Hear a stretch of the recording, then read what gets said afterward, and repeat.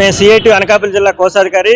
ఈరోజు వాలంటీర్ వ్యవస్థను కొనసాగించాలని, వాలంటీర్లకి కూటమి ప్రభుత్వం ఇచ్చిన హామీని అమలు చేయాలని చెప్పి అనకాపల్లి జిల్లా వ్యాప్తంగా ఉండే వాలంటీర్లందరూ కూడా ఈ నిరసన కార్యక్రమం నిర్వహిస్తున్నాం.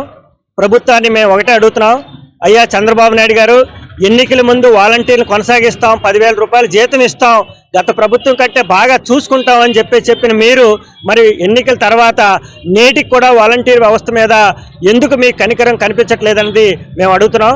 ఈ ప్రభుత్వం కనీసంగా ఇప్పటి వరకు ఒక్క నోటిఫికేషన్ అయినా సరే రాష్ట్రంలో ఉండే నిరుద్యోగులను ఆదుకుంటామని చెప్పే ఒక్క నోటిఫికేషన్ కానీ ఒక్క ప్రకటన కానీ ఈరోజు ఇచ్చిన డిఎస్సిని కూడా ఇవ్వలేదు.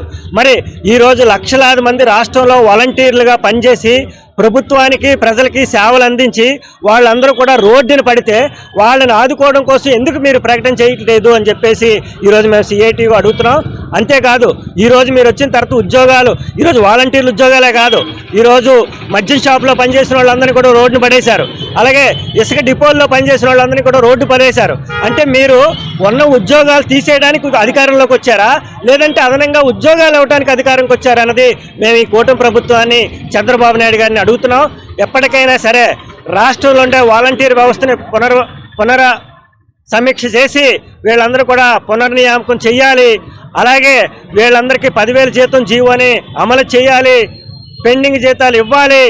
అందరినీ కొనసాగించే విధంగా మీరు చర్యలు తీసుకోకపోతే మాత్రం రాష్ట్ర వ్యాప్తంగా ఉండే వాలంటీర్లు అందరూ కూడా ఊరుకోరు, పెద్ద ఎత్తున ఆందోళన చేస్తాం. అవసరమైతే మిగిలిన ప్రజా సంఘాలని కూడా వీళ్ళందరికీ మద్దతుగా కూడగట్టి రాష్ట్రంలో ఒక ఉప్పిని సృష్టిస్తామని చెప్పేసి ఈ ప్రభుత్వానికి హెచ్చరిక చేస్తున్నాం. Welcome to our YouTube channel.